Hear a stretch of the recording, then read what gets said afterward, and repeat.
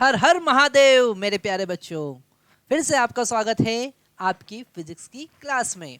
हम बात कर रहे हैं चैप्टर नंबर 4 और उसमें हम पढ़ रहे हैं वेक्टर। चैप्टर नंबर 4 कौन सा है? मोशन इन द प्लेन, मतलब कि 2 डायमेंशनल मोशन।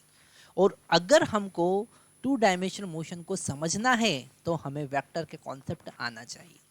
ओके, क्योंकि हम यहाँ पर अलग अलग डायरेक्शन में मोशन की बात करेंगे। हम यहाँ पर मोशन को 2 परपेंडिकुलर कंपोनेंट में डिवाइड कर देंगे। अब यहाँ पे सबसे बड़ा कॉन्सेप्ट ये आता है कि 2 परपेंडिकुलर कंपोनेंट में क्यों डिवाइड करना है। उसी से रिलेटेड हम यहाँ पर एक कॉन्सेप्ट देख रहे हैं, नया, रिजोल्यूशन ऑफ वेक्टर। अभी तक हमने क्या देखा? अभी तक हमने देखा वेक्टर को ऐड कैसे करना है, 2 वेक्टर को ऐड कैसे करना है और 2 वेक्टर को सब्ट्रैक्ट कैसे करना है। पर अब हम क्या देखेंगे? किसी एक वेक्टर को 2 परपेंडिकुलर कंपोनेंट में डिवाइड कैसे करना है, उससे पहले क्यों करना है। ओके, हमें एक बात ध्यान से समझना है कि अगर 2 कंपोनेंट एक दूसरे के परपेंडिकुलर हैं, है ना, 2 वेक्टर एक दूसरे के परपेंडिकुलर है, तो जैसे वेलोसिटी की बात करें, अगर आप एक्स डायरेक्शन में मूव कर रहे हैं तो वाई डायरेक्शन में मोशन 0 होगा। अगर एक्सेलरेशन एक्स डायरेक्शन में है तो वाई डायरेक्शन का एक्सेलरेशन 0 होगा।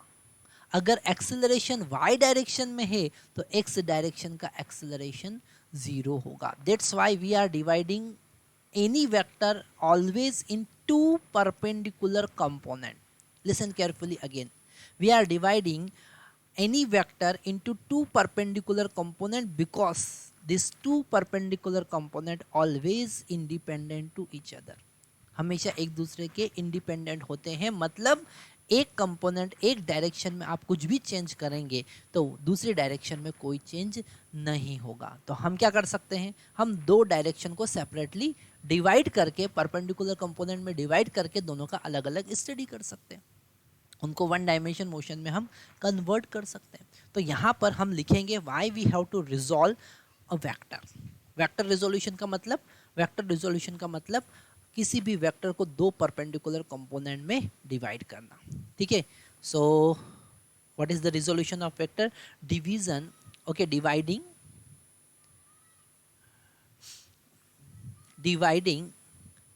any vector into two perpendicular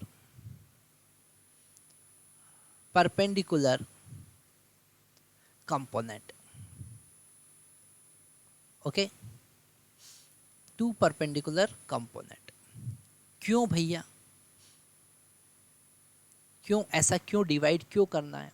वो डिवाइड इसलिए करना है मेरे प्यारे बच्चों क्योंकि वहां पर this 2 perpendicular component always independent to each other. Okay, क्यों? क्योंकि perpendicular component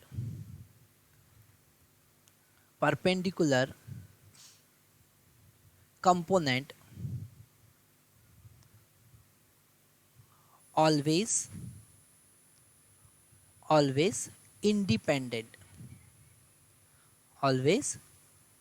independent to each other. एक दूसरे के क्या होंगे? इंडिपेंडेंट होंगे। तो यहाँ पर एक कॉन्सेप्ट समझ में आया। अब कैसे डिवाइड करना? पहली बात हमने देखा कि क्यों डिवाइड करना, that is called resolution of vector. इस कॉन्सेप्ट को हम क्या कहेंगे? Resolution of a vector. Okay, और अब यहाँ पर रिजोल्यूशन ऑफ अ वेक्टर, अब यहाँ पर 2 परपेंडिकुलर कंपोनेंट में अगर हम डिवाइड करते हैं तो कैसे करते हैं? मान लेते हैं कि हमने 2 परपेंडिकुलर डायरेक्शन ले लिया, एक एक्स एक्सिस और एक वाई एक्सिस। ठीक है, this X axis and Y axis always perpendicular to, और परपेंडिकुलर तो यहाँ पर आईपीएल में सिक्सर्स लग रहे हैं और हमारी रिंगटोन भी वैसे ही बज रही, पर हमें ध्यान देना है पढ़ाई पर। ठीक है, अगर आपने 11th-12th का टाइम वेस्ट किया है, इसका मतलब आपने सबसे इम्पोर्टेंट लाइफ का टाइम मिस कर दिया है जिसको पढ़ाई में आपको यूज़ करना था। ओके, तो यहाँ पर वापस से आ जाते हैं हमारी पढ़ाई पर, हमारे टॉपिक पर, जिसमें हमने 2 कंपोनेंट में किसी वेक्टर को डिवाइड करना है। तो हमने 2 परपेंडिकुलर कंपोनेंट ले लिया, एक्स और वाई। ओके, एक्स एक्सिस और वाई एक्सिस। और ये vector A, this is a vector A, okay और इस वेक्टर ए का मैग्नीट्यूड जो है, इस वेक्टर का मैग्नीट्यूड हमको समझ में आएगा कि यहाँ से ओ से ए तक हम चले, है ना, ओ से ए तक चले तो उसका मैग्नीट्यूड, ये लेंथ हम पहले ही डिस्कस कर चुके हैं कि length of this vector is equal to the magnitude. Now this vector OA vector, that is A vector, is making angle theta degree with x axis, making angle theta degree with x axis. Okay, so what we can do, अब हम क्या करेंगे, अब हमने यहाँ इस A point से एक परपेंडिकुलर डाला x एक्सिस पर, परपेंडिकुलर डाला x एक्सिस पर, ठीक है. तो यहाँ से ये जो बेस मिला, ये जो बेस मिला इसको हम कहेंगे एक x, that is the x component, इसको क्या कहेंगे, x कंपोनेंट, x कंपोनेंट. और यहाँ पर y एक्सिस में इसका कितना पार्ट है, तो हमको मिला ये y, ओके, इसको हम कहेंगे y ए वाई, और ये ए वाई क्या है बच्चा लोगों बताइए, ए वाई होगा y कंपोनेंट, क्या होगा y कंपोनेंट, ए वाई क्या होगा y कंपोनेंट. तो x कंपोनेंट y कंपोनेंट. अगर हम इस ट्राइंगल की बात करें, अब y कंपोनेंट में ये लेंथ तो इक्वली हुआ है ना, ये ए वाई जो कंपोनेंट मिला आपको, ये वापस से मैं ब्लू कलर से बना देता हूँ, ए वाई जो कंपोनेंट आपको मिला इसका लेंथ, और यहाँ से जो परपेंडिकुलर डाला है इसको n कह देते हैं, this foot of perpendicular consider as n. तो यहाँ पर ये जो परपेंडिकुलर डाला है इसका हाइट कितना है, इसका हाइट है ए वाई के बराबर, और बेस कितना है ए एक्स के बराबर. अब हमारा टास्क ये है कि ए एक्स और ए वाई फाइंड करना. हमने दो कंपोनेंट में डिवाइड तो कर लिया, इन दो कंपोनेंट में डिवाइड तो कर लिया, इनकी वैल्यू कैसे फाइंड करेंगे, तो हमारे पास में है sine theta cos theta. Okay, तो हम यहाँ पर अगर साइन थीटा लगाते हैं इस ट्राइंगल में, तो साइन थीटा हाइट, थीटा के सामने वाला जो साइड होता है वो होता है परपेंडिकुलर. ओके, तो परपेंडिकुलर यहाँ पर कितना है ए वाई, परपेंडिकुलर कितना है, तो हम अगर साइन थीटा की बात करेंगे तो आपको साइन थीटा तो पता ही होगा, height perpendicular divided by hypotenuse. तो यहाँ पर परपेंडिकुलर क्या है, चलो बताओ, परपेंडिकुलर है ए एन, और हाइपोटेनियस क्या है ओ एन, ओ ए. ओके, तो इसका वैल्यू है ए वाई, परपेंडिकुलर का वैल्यू है ए वाई, और हाइपोटेनियस का वैल्यू है मैग्नीट्यूड ऑफ वेक्टर ए. तो यहाँ से y कंपोनेंट ए वाई क्या पता चला, वो हो गया a, और इस a का इधर मल्टीप्लाई कर देंगे तो a sine theta. Okay, a sine theta, तो ये आपको मिला परपेंडिकुलर कंपोनेंट. ऐसे ही हम बच्चा लोगों कॉस थीटा लगाते हैं, क्या लगाते हैं, कॉस थीटा. ठीक है, कॉस थीटा क्या होगा, वो होगा बेस अपॉन हाइपोटेनियस. तो बेस कितना है बताओ यहाँ पर ओ एन, बेस कितना है ओ एन, और हाइपोटेनियस तो ए ओ है या ओ ए है ना. तो हम यहाँ पर कॉस थीटा को लिखेंगे, बेस है x component divided by hypotenuse है magnitude of this vector A A. Okay, तो यहाँ पर ए एक्स हमारे पास में आया ए कॉस थीटा, कितना आया ए कॉस थीटा. ध्यान रखना है कुछ कॉन्सेप्ट, क्या कॉन्सेप्ट याद ध्यान रखना है, यहाँ पर ये कॉन्सेप्ट याद रखना है आपको कि थीटा जो बन रहा है वो एक्स एक्सिस के साथ बन रहा है. तो x component A cos theta और y component A sine theta आया, जिसके साथ में थीटा बन रहा है उस डायरेक्शन में कॉस थीटा और उसके परपेंडिकुलर साइन थीटा होगा. नहीं तो अगर वाई एक्सिस के साथ में थीटा बन रहा है तो फिर चेंज हो जाएगा. ठीक है, तो यहाँ पर ये हमको पता चला. अच्छा, हमने ये कहा था कि एक्स डायरेक्शन का यूनिट वेक्टर आई कैप है और वाई डायरेक्शन का यूनिट वेक्टर जे कैप है. ठीक है, तो इस वेक्टर ए वेक्टर को अब आप कैसे लिख सकते हैं, आप लिख सकते हैं x component I cap plus Y component J cap. ये नया कॉन्सेप्ट हमको अब समझ में आया.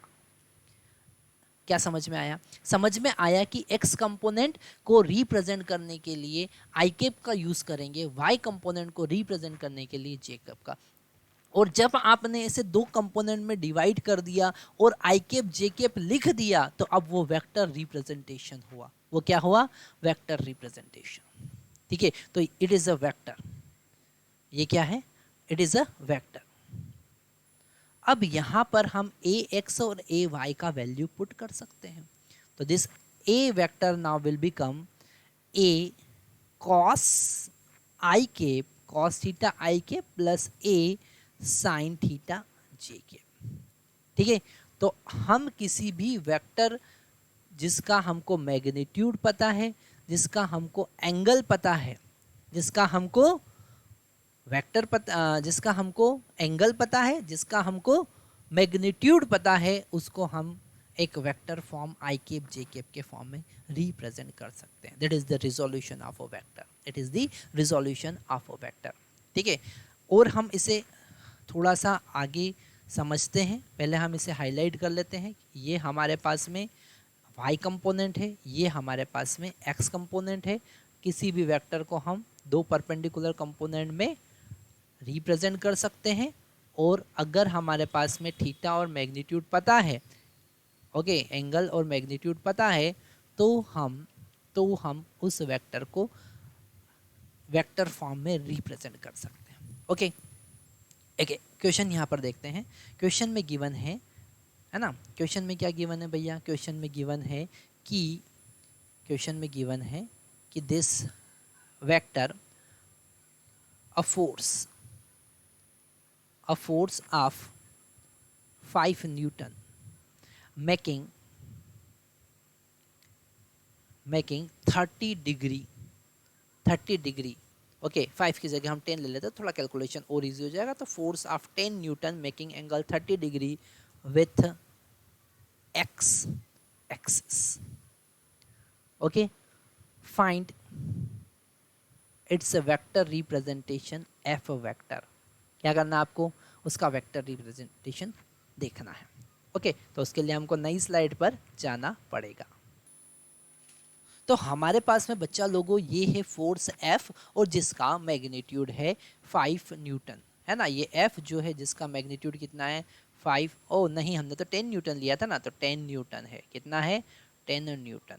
और ये 30 डिग्री x एक्सिस के साथ में बना रहा है, ये हमारा x एक्सिस है और ये हमारा y एक्सिस है। ओके, तो यहाँ पर जो इसका x कंपोनेंट आएगा, जो इसका x कंपोनेंट आएगा ax, वो कितना होगा, x कंपोनेंट होगा 10 cos 30 डिग्री। और cos 30 कितना होता है, cos 30 होता है √3/2। कितना होता है √3/2, तो ये हो गया 5√3। x कंपोनेंट कितना आया 5√3। और जो y कंपोनेंट होगा, ये y कंपोनेंट जो होगा ay, वो कितना होगा, ay जो होगा वो होगा 10 sin 30 डिग्री। और sin 30 कितना होता है बच्चा लोगों 1/2, तो ये हो जाएगा हमारे पास में 5 न्यूटन। ओके, तो x कंपोनेंट आया, y कंपोनेंट आया। ओके, इसको हम fx और fy लिखेंगे तो ज़्यादा अच्छे से समझ में आएगा, दैट इज fy। तो इसको हम fy लिख देते हैं, ये है fx और ये है fy। ओके, तो अब जो फोर्स वेक्टर होगा f vector, okay, force vector होगा f वेक्टर, वो क्या होगा fx i के प्लस fy j के। ओके, fx i के प्लस fy j के, यहाँ पर वैल्यू पुट कर देंगे, वैल्यू पुट करेंगे तो कितना आएगा 5√3 i के प्लस 5 j के। ओके, तो ये हमारे पास में उसका वेक्टर रिप्रेजेंटेशन आया, उस वेक्टर का वेक्टर रिप्रेजेंटेशन, उस फोर्स का जिसका मैग्नीट्यूड है 10 न्यूटन, उसका वेक्टर रिप्रेजेंटेशन। ओके, अब हम एक छोटा सा कॉन्सेप्ट और आगे देखेंगे, जिसमें अगर y एक्सिस के साथ में एंगल बना हो तो कैसे करेंगे। ओके, तो हम इसे रब करते हैं और फिर से, तो यहाँ पर बच्चा लोगों अब हम क्या कर रहे हैं, y एक्सिस के साथ में ये जो a वेक्टर है, ओके, ये जो a वेक्टर है ये y एक्सिस के साथ में थीटा एंगल बना रहा है। ओके, तो यहाँ पर हम बात कर रहे हैं resolution of vector when vector making angle theta, when vector making angle theta with y axis, with y axis. Okay, तो यहाँ पर है ना हम सारे बेसिक एक एक कॉन्सेप्ट क्लियर करेंगे, ताकि अगर कोई क्वेश्चन किसी भी कॉन्सेप्ट पे आता है तो हम उसे मिस नहीं करेंगे। ओके, थोड़ा सा हम टाइम यहाँ पर लेंगे पर आपके सारे कॉन्सेप्ट क्लियर हो जाए। तो यहाँ पर अब y कंपोनेंट जो होगा, अब y कंपोनेंट जो होगा वो ए वाई होगा और वो होगा ए कॉस थीटा। क्या होगा? साइन थीटा की जगह पर कॉस थीटा होगा। और जो x कंपोनेंट होगा बच्चा लोगों, जो x कंपोनेंट होगा ए एक्स, वो ए कॉस थीटा नहीं, ए साइन थीटा होगा। ओके, साइन थीटा होगा क्योंकि y एक्सिस के साथ में angle. Now this a vector will become A x I के प्लस ए वाई जे के। ओके, तो a वेक्टर हो जाएगा a साइन थीटा आई के plus a cos theta J के। क्या हो जाएगा? a साइन थीटा आई के plus a cos theta J के, है ना। एक एग्जांपल देखते हैं, बड़ा इंटरेस्टिंग एग्जांपल हम देख रहे हैं। अगर एक फोर्स जिसका मैग्नीट्यूड है 20 न्यूटन। ओके, क्वेश्चन क्या है? A force F, okay, having magnitude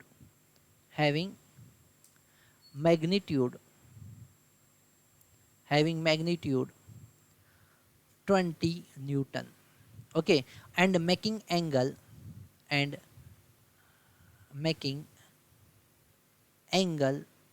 37 degree with y axis,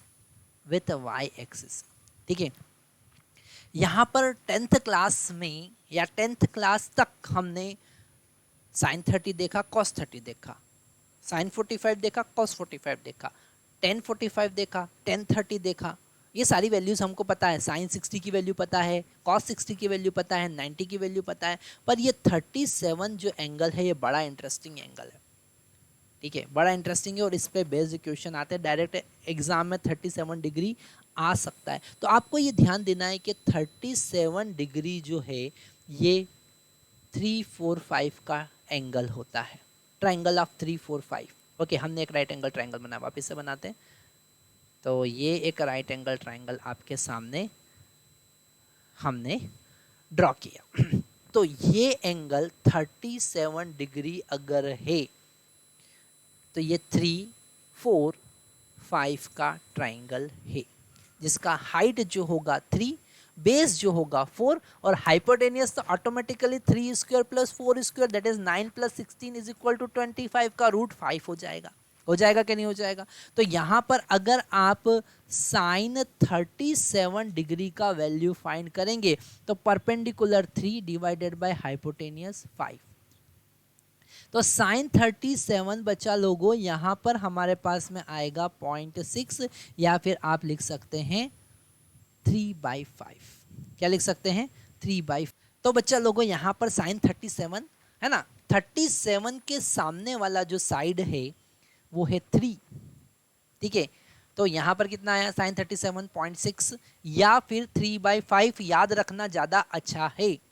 और अगर यहाँ पर cos 37 फाइंड करेंगे तो आप ही बताइए बेस कितना है? बेस है 4 और हाइपोटेनस कितना है? 5, 4/5। 3-4-5 का ट्राइंगल बड़ा इंटरेस्टिंग है, ठीक है, और बड़ा इंपॉर्टेंट है, मिस नहीं करना है। साइन 37 डिग्री 0.6 और cos 37 डिग्री आप बताइए कितना होगा? 0.8 हो जाएगा। कितना हो जाएगा? 0.8। तो ये दो वैल्यू हमको और अच्छे से समझ में आए। अब अगर मैं आपसे कहूं कि बताइए tan 37 कितना होगा, आप कहेंगे सर tan थीटा तो height perpendicular divided by base होता है, तो 3/4। 3/4 सिंपल। tan 37 का वैल्यू भी हमको समझ में आया। हाईलाइट कर लेना है, हाईलाइट कर लेना है। ये सारे कॉन्सेप्ट बहुत इंपॉर्टेंट है, न्यूमेरिकल में आपकी हेल्प करेंगे।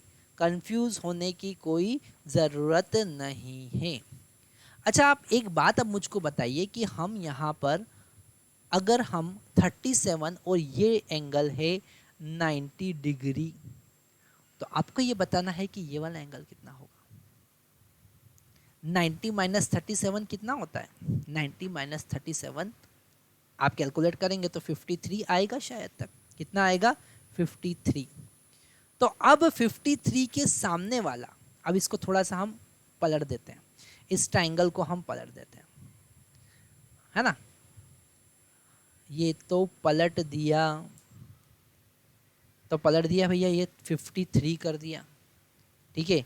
तो इस 53 के सामने वाला परपेंडिकुलर कितना आ गया? 4, बेस कितना आ गया? 3, और हाइपोटेन्यूस कितना आ गया? 5। हाइपोटेन्यूस तो वही रहेगा। अब आप बताइए कि साइन 53 का वैल्यू कितना होगा? तो perpendicular 4 divided by hypotenuse 5। Cos 53 का वैल्यू कितना होगा बच्चा लोगों? वो होगा 3/5। और टेन 53 का वैल्यू कितना होगा? वो होगा 4/3। तो ये भी आपको समझ में आया होगा, ठीक है। तो यहाँ पर साइन 37, साइन 53, ठीक है, ये वैल्यूज़ आपको याद रखना चाहिए। हम इसे भी हाईलाइट कर लेते हैं, तो ये हमने हाईलाइट कर लिया, ठीक है। ये वैल्यू आपको याद रखना है, हम बार बार इसका यूज़ करेंगे। क्वेश्चन में गिवन है, वापस से क्वेश्चन पे आते हैं। क्वेश्चन में गिवन है force F having magnitude 20 Newton making 53 degree with y axis, है ना।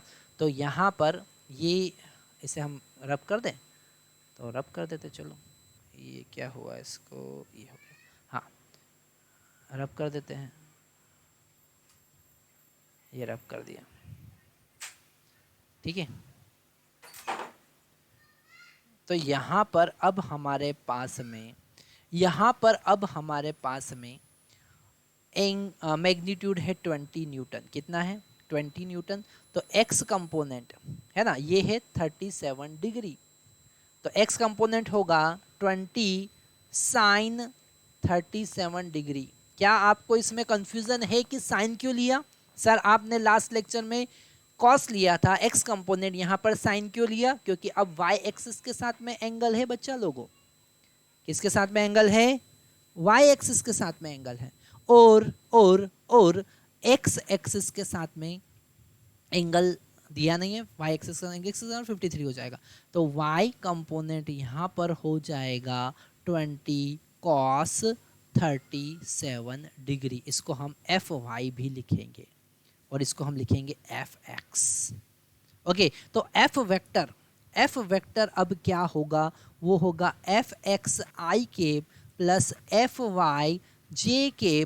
तो f वेक्टर क्या होगा? f वेक्टर होगा 20 cos नहीं साइन 37 डिग्री i के प्लस 20 cos 37 डिग्री j के। ओके, तो यहाँ पर 20 बच्चा लोगों, साइन 37 का वैल्यू कितना? 3/5। कितना? 3/5 i के प्लस 20 cos 37 का वैल्यू कितना? 4/5 j के। आगे सॉल्व करने में तो कोई तकलीफ नहीं होना चाहिए, क्योंकि ये कैंसिल होके 4 और ये 3 के साथ मल्टीप्लाई होगा और 12 i के बन जाएगा, और ये यहाँ से 16 j के बन जाएगा। और यूनिट क्या होना चाहिए? न्यूटन होना चाहिए, ठीक है। तो यहाँ से हमको बहुत सारे कॉन्सेप्ट क्लियर हो रहे हैं कि हम कैसे किसी वेक्टर को दो कंपोनेंट में डिवाइड करेंगे। अगर x एक्सिस के साथ में एंगल है तो कैसे डिवाइड करेंगे, y एक्सिस के साथ में एंगल है तो कैसे डिवाइड करेंगे, और उसे वेक्टर फॉर्म में कैसे रिप्रेजेंट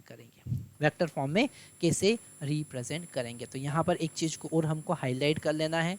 हमने ये जो फार्मूला देखा है इसे भी हम हाईलाइट कर लेंगे, ठीक है। तो इतना आपको समझ में आया होगा। फिर से हम एक बार लास्ट में कहेंगे, हर हर महादेव।